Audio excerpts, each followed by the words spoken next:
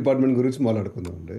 అమెరికాలో education department అనేది ఎక్కువ మటుకు స్టేట్స్, సిటీస్ అంటే కౌంటీ లెవెల్‌లోనే సిటీస్ లెవెల్‌లోనే ఉంటుంది సార్. ఇప్పుడు మేము ఫ్రిస్కోలో ఉన్నామంటే మాకు ఫ్రిస్కో ఐఎస్‌డి ఉంటది.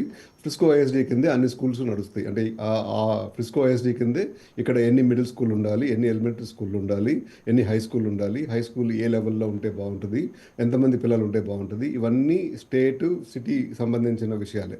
కాకపోతే మీరు అన్నట్టు ఎడ్యుకేషన్ డిపార్ట్మెంట్ అనేది నేషనల్ లెవెల్లో ఒకటి మనకుంది.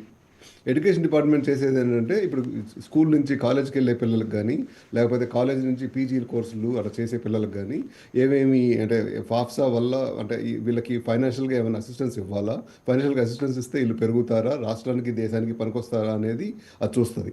అలా కాకుండా అది కాకుండా ఇంకా ఇక్కడ స్కూల్స్లో అంటే మనకి ఇండియాలో లాగానే ఇక్కడ కూడా జాతీయ అహంకారం ఎక్కువే, మనందరికీ తెలిసిందే. ఇక్కడ నల్ల జాతీయులు తక్కువ చేసి చూస్తారు, లేకపోతే ఫిజికలీ హ్యాండిక్యాప్డ్ వాళ్ళకి సరైన ప్రాసెస్లు ఉండవు, సరైన స్కూల్లో ఫెసిలిటీస్ ఉండవు. ఇలాంటివన్నీ కల్పించడానికి కూడా ఎడ్యుకేషన్ డిపార్ట్మెంట్ అనేది విరివిగా కృషి చేస్తుంది. ఇక్కడ ఇట్లాంటి ఇష్యూస్ ఏమొచ్చినా వీళ్ళు డైరెక్ట్గా ఎడ్యుకేషన్ డిపార్ట్మెంట్ కనెక్ట్ అయితే ఎడ్యుకేషన్ డిపార్ట్మెంట్ ఏదో ఒక సలహాలు సూచనలు చేస్తుంది. అలాగే కాకుండా ఇంకోటి అంటే ఎడ్యుకేషన్లో కూడా సమూలమైన మార్పులు లైక్ అంటే స్టెమ్ అకాడమీలు ఇంప్రూవ్ చేయాలన్నా ఇలాంటివి కూడా ఎడ్యుకేషన్ డిపార్ట్మెంట్ చేసిన సిఫార్సుల మేరకే నడుస్తుంది. అంటే మీరు అంటే నంబర్స్ ప్రకారంగా చూసుకుంటే 92% of student education is dependent on states, అంటే స్టేట్స్ మీద ఆధారపడి ఉంటుంది.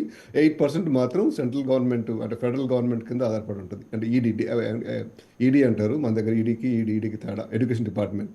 సో కాకపోతే ఎడ్యుకేషన్ డిపార్ట్మెంట్ రద్దు చేయడం అనే దాన్ని అయితే నేను అపోజ్ చేస్తాను. అంటే ట్రంప్ చేసినా ఎవరు చేసినా జాతీయంగా మన దేశంలో ఏ ఏ ఎడ్యుకేషన్ రంగాల్లో కొంచెం లోటుపాట్లు ఉన్నాయి, ఆ లోటుపాట్లు రీసెర్చ్ చేసి దాన్ని ప్రాపర్గా స్టడీ చేసి దాన్ని చేయాల్సిన అవసరం ఉంది. అంటే అంతమంది స్టాఫ్ కావాలా అంటే ఐ డోంట్ నో, అంటే మనకి ఎంత ఏ స్టాఫ్ ఎవరు దాదాపు ఏం పని చేస్తారు. మీరు చూశారు లిండా మెక్మోహన్ ఆవిడ బాధ్యతలు స్వీకరించగానే 50% మందిని తీసేశారు.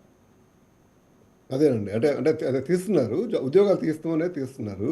అంటే కాకపోతే అమెరికాలో ఏంటంటే అండి క్యాపిటలిస్ట్ ఎకానమీ కాబట్టి ఇవాళ తీసినా రేపు ఈ డిపార్ట్మెంట్లో అవసరం ఉంది అని చెప్పి మనం ప్రూవ్ చేసుకుంటే రేపు మళ్ళీ హైర్ కూడా చేస్తారు, అంటే అదేం ఇబ్బంది ఉండదు. సో ఇప్పుడు హైరింగ్కి దానికి ఇబ్బంది లేదు, కంటిన్యూటీ ప్రాబ్లం ఒకటి ఉంటుంది సార్. అంటే నేను అనేది అంటే స్టెమ్ అకాడమీలు ఇంపార్టెన్స్ గుర్తించినాయి. స్టెమ్ అకాడమీలకు ఇంపార్టెన్స్ ఎందుకు వచ్చింది, 96, 97 తర్వాత ఇండియా నుంచి ఎక్కువ మంది H1Bలు వస్తున్నారు. సో వాళ్ళందరూ సైన్సెస్ అండ్ మ్యాథ్లో ఎక్కువ స్ట్రాంగ్గా ఉంటున్నారు. మనం ఆ డిపార్ట్మెంట్స్లో కనుక మనం స్ట్రాంగ్ అవ్వకపోతే మనకి ఇబ్బంది అనేది ఒక అమెరికన్ ఎడ్యుకేషన్ గ్రహించింది కాబట్టి ప్రతి స్కూల్లోనూ science technology, engineering and math ప్రోగ్రామ్స్ని ఇంక్లూడ్ చేసింది. దానివల్ల ఇప్పుడు అంటే మనం పోయినసారి మాట్లాడుకున్నట్టు ఇప్పుడు ఇండియా నుంచి కొత్తగా రావాల్సిన అంటే ఎక్కువ మంది రావాల్సిన అవసరం ఇక్కడ లేదు. ఇక్కడ ఇక్కడ ఇక్కడ సరిపోయినన్ని కాలేజీలు కానీ సరిపోయినన్ని అవి కానీ ఉన్నాయి.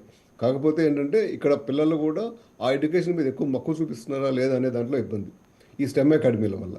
సో ఇట్లాంటివన్నీ ఈడీ అనేది ఇట్లాంటివన్నీ ఫోకస్డ్గా ఏవేవి చేస్తే బాగుంటుంది, ఏవేవి చేయకపోతే బాగుంటుంది అనేది ప్రాపర్గా స్టడీ చేసి చేస్తుంది. అలాంటి ఈడీ డిపార్ట్మెంట్ని ట్రంప్ క్లోజ్ చేయడం అనేది ఒక రకంగా అమెరికాకి నష్టం కింద నేను చూస్తాను. ఎందుకంటే ఒక సమూలమైన ఒక సెంట్రలైజ్డ్ ఫోకస్ అనేది ఉంటుంది. కాకపోతే మనకి అంటే దీనికి కాంట్రరీగా ఇంకోటి ఆలోచించుకోవాల్సింది ఏంటంటే అండి, నేను 2001, 2002 టైంలో అమెరికాకు వచ్చినప్పుడు నేను ఎక్కువ మటుకు అమెరికాలో ఎక్కువ ఎయిర్లైన్స్లోనే ట్రావెల్ చేశాను సార్. అంటే నా ప్రాజెక్టులన్నీ ఎప్పుడు రిమోట్ ప్రాజెక్టులే ఉండేవి. సో నేను ట్రావెల్ చేస్తూ ఉండేవాడిని. నాకు ఫ్లైట్లో ఉన్నప్పుడు నాకు అలవాటు ఏంటంటే నా పక్కన ఉన్న ఎవరున్నా కానీ వాళ్ళు ఏం చేస్తున్నారు, వాళ్ళ పరిస్థితులు ఏంటి అని కనుక్కునేవాడిని. అప్పుడు కనుక్కునేటప్పుడు నాకు ఎక్కువగా వచ్చింది ఏంటంటే అండి, ఎక్కువ అమెరికన్స్కి మా అమెరికా మా దేశం గొప్ప అనే ఒక ప్రైడ్ అనేది ప్రతి అమెరికన్లోనూ కనిపించేది. ఇర్రెస్పెక్టివ్ ఆఫ్ వాట్ అంటే వాళ్ళ ఎకనామిక్ స్టేటస్ ఏదైనా సరే మా అమెరికా అని చెప్పి ఆ హిస్టరీ అనేది వాళ్ళు చాలా ప్రైడ్గా చెప్పుకునేవాళ్ళు. అన్ఫార్చునేట్లీ ఈ స్టెమ్ అకాడమీలో వచ్చినాక ఈ ఈ ప్రైడ్ అనేది తగ్గిపోయింది.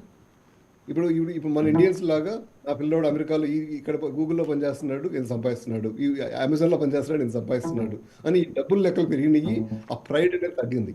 అన్ఫార్చునేట్ బట్ అంటే I think we have to redo that. అంటే ఇప్పుడు మగా వల్ల మేక్ అమెరికా గ్రేట్ అగైన్ వల్ల మళ్ళీ అమెరికన్స్కి మన అమెరికన్ ముందుకు తీసుకెళ్ళాలి అనే అనే ఉద్దేశం వస్తే బాగానే ఉంటుంది.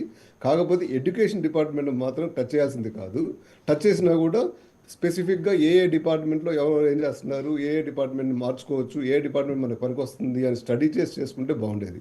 అది చేయలేదు. I think I will oppose this decision of Trump. Right అండి. మనతో పాటు చందు